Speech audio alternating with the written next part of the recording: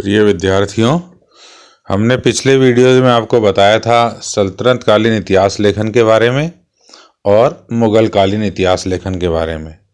मुग़ल काल के इतिहास लेखन में उस समय आए कुछ विदेशी यात्रियों के वृत्तांत भी बहुत ही महत्वपूर्ण हो जाते हैं मुग़ल कालीन इतिहास लेखन के दृष्टिकोण से या भारतीय इतिहास लेखन के दृष्टिकोण से। आज हम जानेंगे विदेशी यात्रियों के वृत्तांत के बारे में।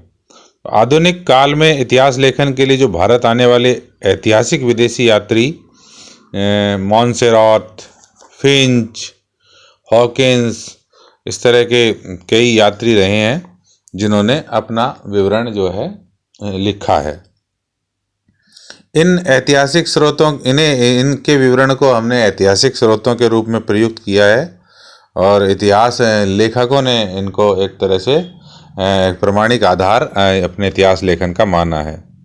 इन यात्रियों के वृत्तांत में जो समकालीन सामाजिक जीवन है उनका वर्णन मिलता है। उस समकालीन जो सामाजिक विवरण है उसमें वो एक तरह से चश्मदीद गवाह के रूप में वहाँ उपस्थित होते हैं, इसलिए उनका विवरण अपने आप में विश्वसनीय है। हालांकि इस तरह के जो विदेशी यात्री आए हैं कभी भी वो हमारे समाज को, हमारी राजनीति को कितनी गहनता से समझ पाए हैं, इस पर अपने आप में एक अलग जो है प्रश्न सामने आता है। फिर भी किसी भी इतिहास में या इतिहास लेखन में तत्कालीन समय में कोई व्यक्ति स्वयं उपस्थित होता है तो उसकी महत्वता अपने आप बढ़ जाती है, ये विशेष बात है। तो मुग़ल काल में जो आने वाले विदेशी यात्रियों के वर्णनों से उस समय के राजनीतिक इतिहास, आर्थिक इतिहास और सांस्कृतिक इतिहास, इन सब पर एक तरह से प्रकाश पड़ता है। मुग़ल काल में आने वाले ऐसे विशेष यात्रियों में अगर नाम लिए जाएं तो father Anthony Monserrate, Ralph Finch, William Hawkins, William Finch, Nicholas, Thomas Coryat, sir Thomas, Edward Terry, Pietro Della Valle, Francisco Pelsaert, Jean Baptiste Tavernier, Francis Bernier महत्वपूर्ण रहे हैं।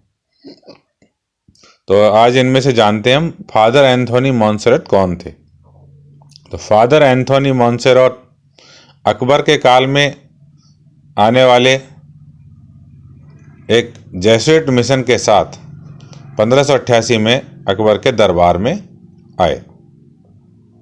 उनके द्वारा अकबर का जो व्यक्तित्व था, उसकी जो धार्मिक मान्यताएं थी, मुग़ल काल की किस तरह की शिक्षण व्यवस्था थी, मुग़ल काल में शहरी जीवन कैसा था, मुग़ल काल में सैन्य व्यवस्था कैसी थी, मुग़ल काल के दरबारी कल्चर क्या था, दरबार में किस तरह का व्यवहार था, वहाँ तत्कालीन सामाजिक जीवन कैसा था और उस समय किस तरह से त्यौहार वगैरह मनाए जाते थे, इन सब का विवरण फादर एंथोनी मॉन्सेरॉट ने दिया है।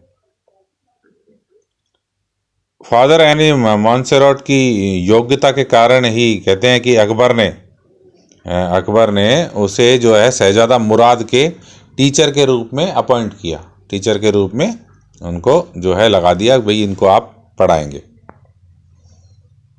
इसी कारण उसे उस काल के शहजादों और शहजादियों के शैक्षणिक प्रबंध को निकट से देखने का अवसर प्राप्त हुआ।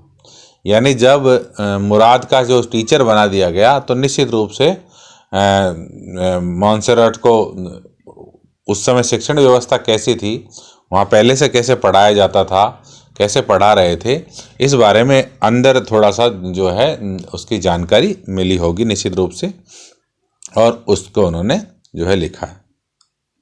उनके द्वारा भारत के जो कई शहर हैं जैसे सूरत है, मांडू है, ग्वालियर है, दिल्ली है, सोनीपत है, लाहौर है, आदि जो शहर हैं उनका वर्णन जो है उन्होंने फादर एंथोनी मॉन्सेरॉट ने किया है।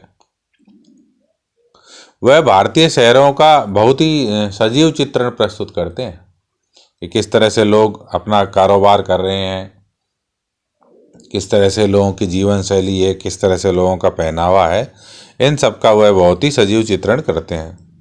वो बताते हैं कि दूर से ये शहर सुहावने लगते हैं, किंतु अंदर से ये संकड़े और बेतरतीब भी हैं। यानी शहरों के जो आर्किटेक्चर है उसके बारे में भी उनका ध्यान जाता है।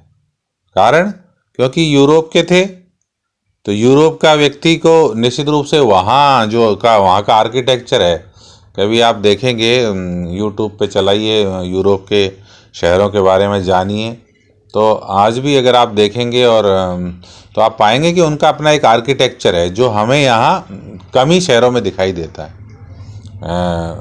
जैसे अब हमारे यहाँ तो लुटियंस दिल्ली है, चंडीगढ़ है, भुवनेश्वर है, ऐसे कई आधुनिक शहर बसे हैं। उनका एक अपना एक अलग ही सिस्टम है, अलग ही उनकी सड़कें हैं, प्लान बेस तैयार किए हुए। यानी मुग़ल काल में उस समय उनका अपना एक तरीका था और शायद ज़रूरत इतनी नहीं रही होगी, इसलिए उनका शहर का जो आर्किटेक्चर है वो उस तरह का था।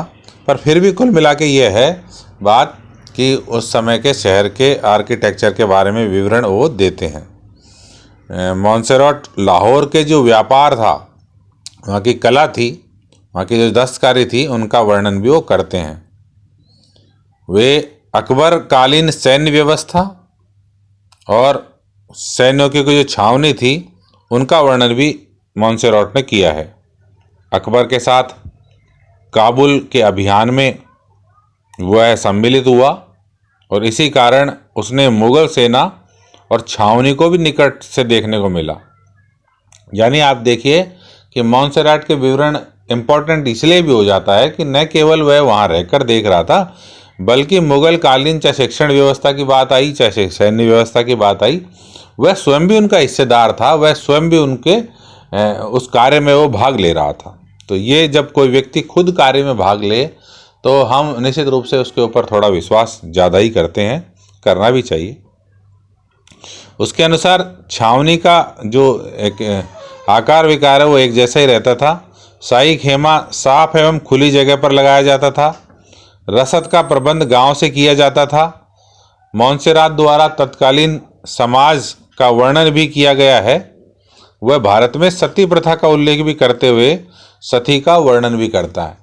यानी भारत की जो सामाजिक व्यवस्था थी और भारत की सामाजिक व्यवस्था में किस तरह की जो बुराइयां विद्यमान थी या औरतों के साथ किस तरह के अत्याचार थे, उस सब का विवरण भी मॉन्सेरात ने किया है।